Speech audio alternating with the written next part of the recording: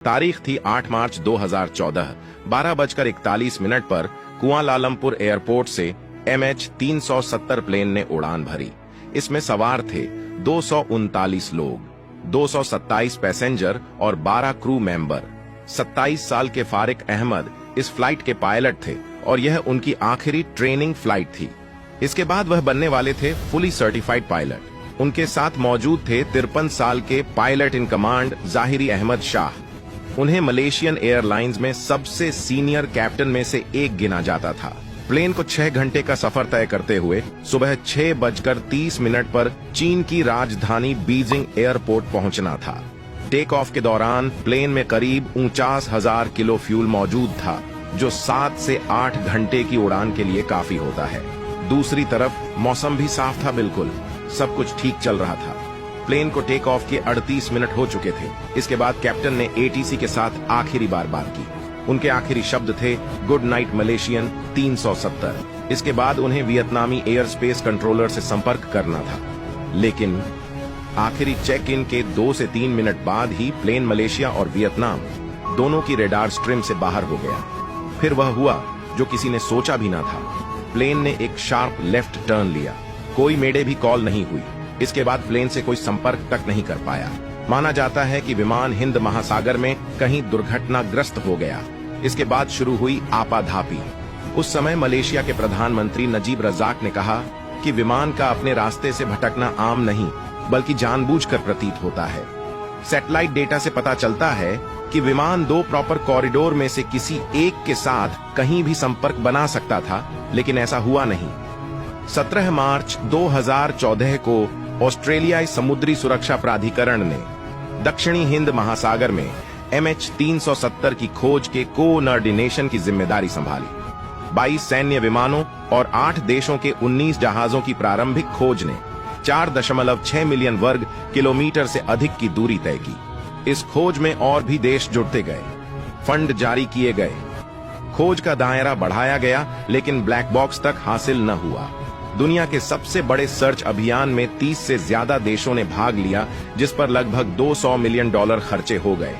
विमान के गायब होने के 3 साल बाद 2017 में तलाशी अभियान को आधिकारिक तौर पर बंद कर दिया गया। विमान तो नहीं मिला, पर इसके टुकड़े मिलने के दावे जरूर किए जाते रहे। मॉरिशस, मेडगास्कर, तंजानिया और दक्षिण अफ्रीका में समुद्र से विमान का मलबा मिलने का दावा किया गया। मेडागास्कर के एक मछुआरे के घर पर लैंडिंग गियर दरवाजा मिला था। विशेषज्ञों के मुताबिक यह पहला सबूत है जो जाहिर करता है कि MH370 के पायलट विमान को नष्ट करना चाहते थे।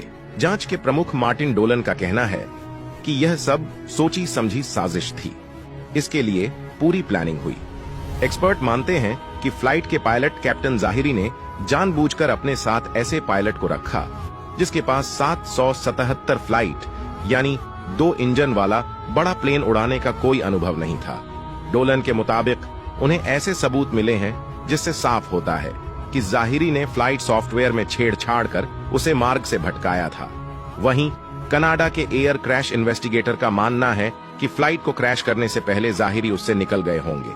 उनका कहना है कि जाहिरी प्लेन को क्रैश करने से पहले ऐसी जगह लेकर गए थे जहां हवा का दबाव कम था। वहां जाकर उन्होंने खुद ऑक्सीजन मास्क लगाया होगा और बाकी यात्री बेहोश हो गए होंगे। एरोस्पेस एक्सपर्ट रिचर्ड गॉडफ्रे ने दुनिया भर में रेडियो फ्रीक्वेंसी में हुई गड़बड़ी को ट्रैक करके विमान के अंतिम रास्ते का पता लगाने का दावा किया। उन्होंने बताया कि समुद्र के ऊपर 360 डिग्री मोड़ सहित विमान के मार्ग में असामान्य पैटर्न पाए गए। पायलट ने जानबूझकर विमान को बंद कर दिया होगा। गॉडफ्रे का दावा है कि विमान ने उड़ान के 3 घंटे में एक असामान्य होल्डिंग पैटर्न में प्रवेश किया, जो लगभग 20 मिनट तक चला। ऑस्ट्रेलिया के पूर्व प्रधानमंत्री टोनी एबॉट का भी यही मानना था। उनका कहना था कि विमान के कप्तान के आत्मघाती कदम के कारण ऐसा हुआ। विमान के गायब होने से जुड़ी कई पहेलियां भी हैं। एक तो यह कि उड़ता हुआ विमान दूसरे उड़ते हुए विमान की आड़ में छुप गया। इसी पहेली ने खोज को और भी भटका दिया। तकनीक की भाषा में इसे सिंगल ब्लिप कहा जाता है। आशंका है कि मलेशिया का बोइंग विमान उस रोज कुछ इसी तरह से पूरी दुनिया की नजर से बचाकर किसी सीक्रेट जगह पर ले जाया गया हो। एक रिपोर्ट में तो दावा किया गया कि जांचकर्ताओं को अहम फ्लाइट डेटा मिला।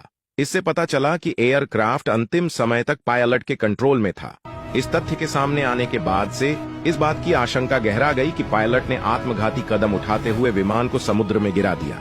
एक और रिपोर्ट में यह भी दावा किया गया कि पायलट ने व्यक्तिगत समस्याओं के कारण सामूहिक हत्या की योजना बनाई। कुछ भी हो, हादसे के इतने साल बाद भी कोई पुख्ता सबूत हाथ नहीं लगे और सिर्फ पायलटों की मंशा पर सवाल उठते रहे। इस प्लेन के गायब होने ने दुनिया भर को झकझोर दिया था, लेकिन इतिहास में कुछ ऐसे ही हादसे हुए हैं। बात 1945 की है, जब अमेरिका के 5 फाइटर प्लेन ट्रेनिंग के दौरान एकदम से गायब हो गए। कहा जाता है कि ये विमान अटलांटिक महासागर के उस क्षेत्र में लापता हुए जिसे बरमूडा ट्रायंगल के नाम से जाना जाता है। इन रहस्यमयी विमान हादसों में अमेरिकन पायलट की कहानी भी है, जिनका विमान 2 जुलाई 1937 को हवा में गायब हो गया था। बताया जाता है कि उस वक्त उन्होंने और उनके एक साथी नेविगेटर ने उड़ान भरी थी। इसके बाद हॉलैंड आइलैंड के पास उनका प्लेन गायब हो गया।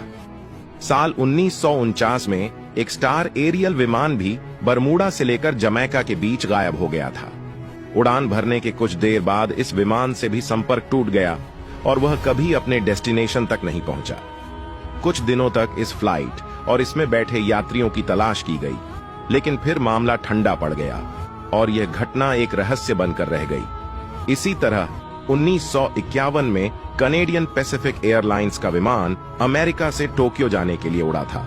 हालांकि बीच में ही इसने संपर्क खो दिया और इसमें बैठे 31 यात्रियों और 6 क्रू मेंबर का पता नहीं चला। अभी तक इस विमान की भी कहानी रहस्यमय है। अगर आपको यह जानकारी पसंद आई हो या कुछ नया सीखने को मिला हो तो प्लीज इसे दूसरे सोशल मीडिया नेटवर्क पर शेयर जरूर करें।